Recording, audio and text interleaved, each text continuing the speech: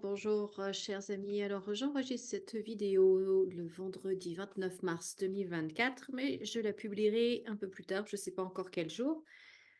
Et en fait, c'est pour répondre à une question de Véronica qui m'a dit que notre président Emmanuel Macron serait prêt à renégocier, reparler avec Vladimir Poutine, et donc de savoir un petit peu ce qui se cache derrière. Alors. Donc, voyons voir. C'est vrai que je trouve que c'est tout à fait lui, ce «en même temps», hein, envoyer des troupes pour casser du russe, si vous me passez l'expression, mais en même temps être ouvert à la discussion pour la paix, parce que maintenant semblerait-il qu'il soit pour la paix ou qu'il faut, voilà, faire quelque chose pour la paix. Alors, si seulement c'était vrai. Si seulement c'était vrai. Mais bon, donc voyons voir un petit peu ce qui se cache derrière. Et puis, est-ce que les pourparlers vont reprendre? Est-ce que le dialogue, sans parler de pourparlers, mais au moins le dialogue va reprendre entre ces deux chefs d'État? Euh, Sachant que je pense que Vladimir Poutine n'a absolument pas confiance en Emmanuel Macron, qu'en plus Emmanuel Macron, vous vous souvenez, l'année dernière, avait publié la conversation qu'il avait eue avec lui, avec Poutine. Donc je pense que déjà, je trouve que c'est pas du tout présidentiel de faire ça, mais enfin bon, voilà.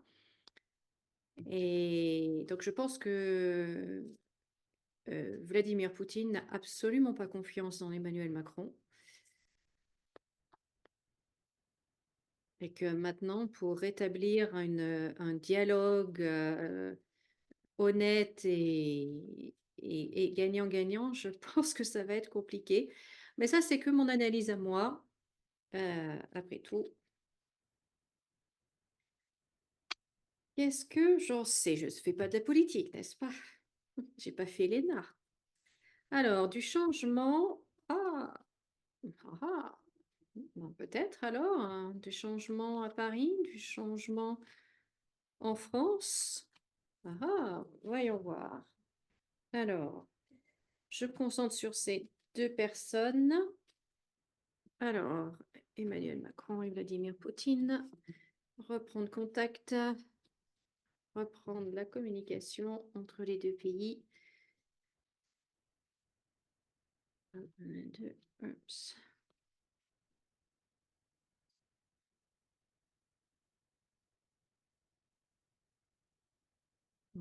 Trafic, coordination. Bon, alors déjà, la communication est bloquée. Bon, bah oui, enfin, ça, on le sait.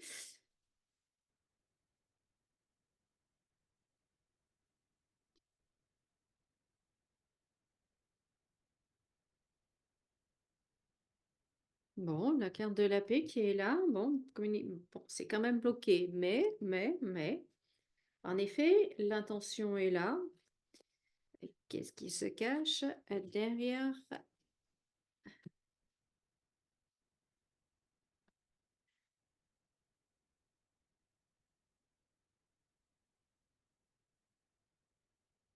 Alors, est-ce que c'est parce que la France est dans un état économique absolument catastrophique et que l'économie de guerre, l'emprunt de guerre que voulait faire Emmanuel Macron, est-ce qu'il sait que ça ne sera pas accordé puisque de toute façon la France est déjà dans une situation économique tellement catastrophique que plus personne ne veut prêter de l'argent et que du coup, ben, s'il peut plus faire la guerre, et ben maintenant il joue au gentil. Est-ce que c'est ça? Vous voyez, ça serait une possibilité parce que la France économiquement, on est dans une situation mais de désastre épouvantable, épouvantable. Bon là, c'est peut-être l'armée aussi hein, qui lui dit, qui lui a fait comprendre que, ben écoutez, Monsieur le Président, on a une semaine de munitions. Comment voulez-vous que on vainque la Russie avec une semaine de munitions? Et c'est reparti.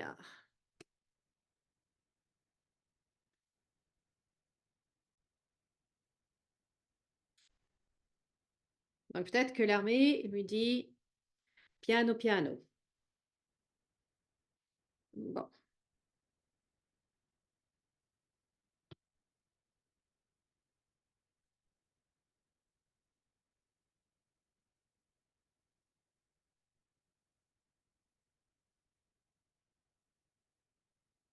Peut-être les États-Unis également qui jouent un rôle dans cette décision-là, parce que bon, on a quand même des mauvaises cartes là, hein. Euh,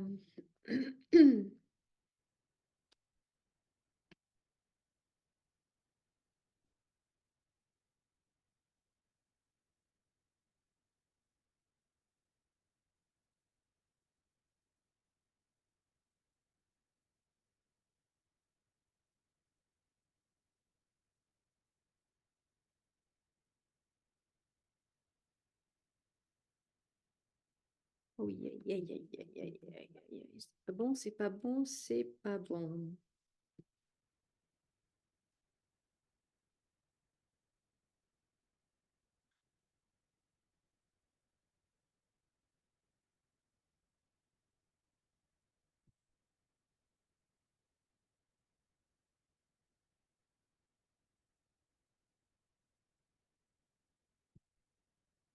En effet, il y a quand même un gros, gros problème économique en France, hein. L'argent est malade en France.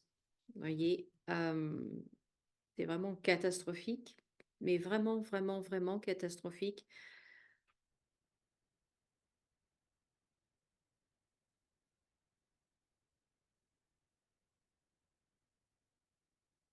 On va être mis sous de très fortes contraintes.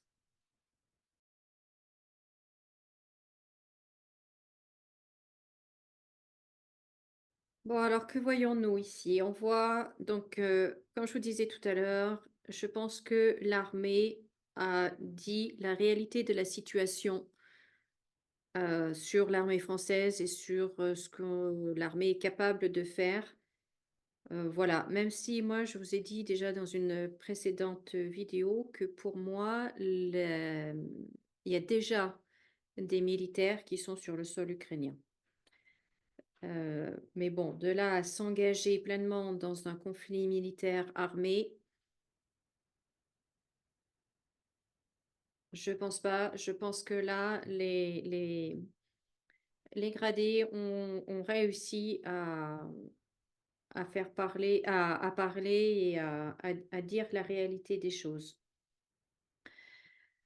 On voit que là, la France s'effondre complètement au niveau de l'argent, que c'est vraiment un effondrement total, absolu. C'est juste catastrophique.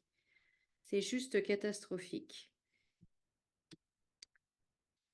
Aïe, aïe, aïe. Et en plus de ça, là, je ne pense pas, là, cette colonne qui est très mauvaise, je ne pense pas qu'au Brésil, ça se soit passé aussi bien que ça, parce qu'on a des contrats qui sont rompus, on a des pertes de contrats, des pertes d'entente, d'alliances.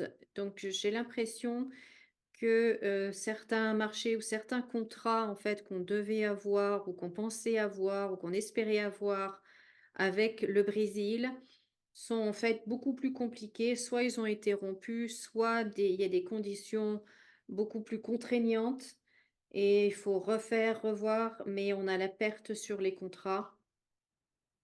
Donc, on a là le pays de l'autre côté de l'Atlantique, de l'autre côté de la mer. Donc, pour moi, je pense au Brésil, c'est ce qui me vient. Et que bah, les discussions autour de la table n'ont pas été si fructueuses que ça.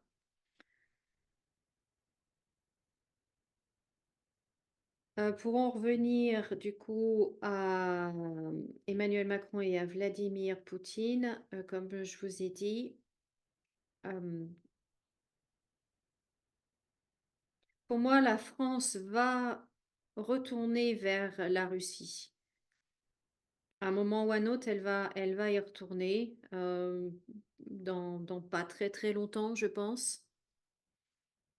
parce qu'elle n'aura pas le choix, mais cela va nous coûter très, très cher parce que bien évidemment la Russie va mettre ces conditions-là, ce qui paraît logique et malheureusement pour nous, on va devoir aligner, les euros, hein. On va devoir aligner les euros. Ça va être compliqué. Ça va être compliqué.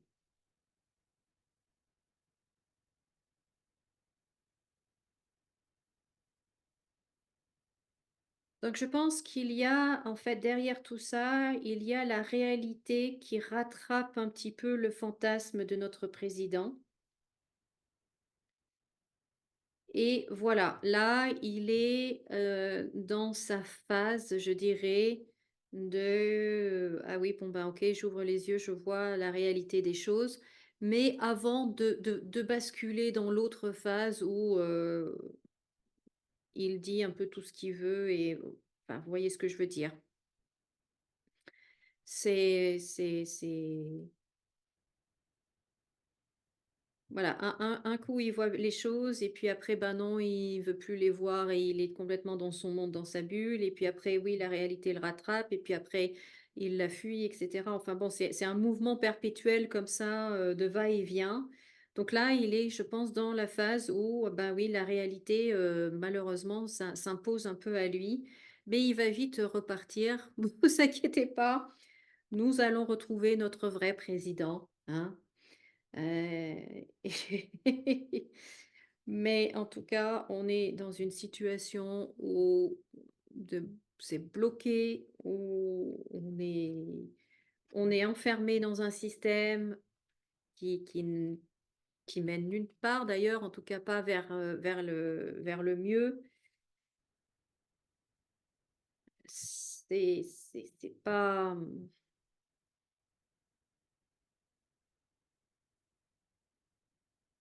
c'est pas chouette, chouette, chouette, chouette et il a pas, si vous voulez, c'est pas une prise de conscience, totale de: «Bon, OK, maintenant j'arrête et puis on négocie, on» voilà, non, non, non, non, non, non, non et puis, hem, bon, il a l'ego qu'il a, hein, et il peut pas perdre la face, quoi. Donc, de revenir en arrière, de dire: «Je me suis trompé», de dire: «Bon, ben, maintenant» non, ça, c'est pas possible. Donc, il faut toujours trouver, des petites phrases ou des façons de dire, de faire, voilà.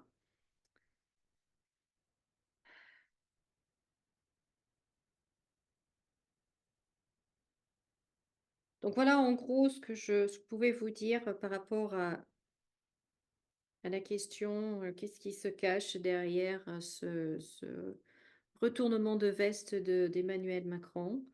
Heu, Soyez rassurés, ça va pas durer, ça va pas durer.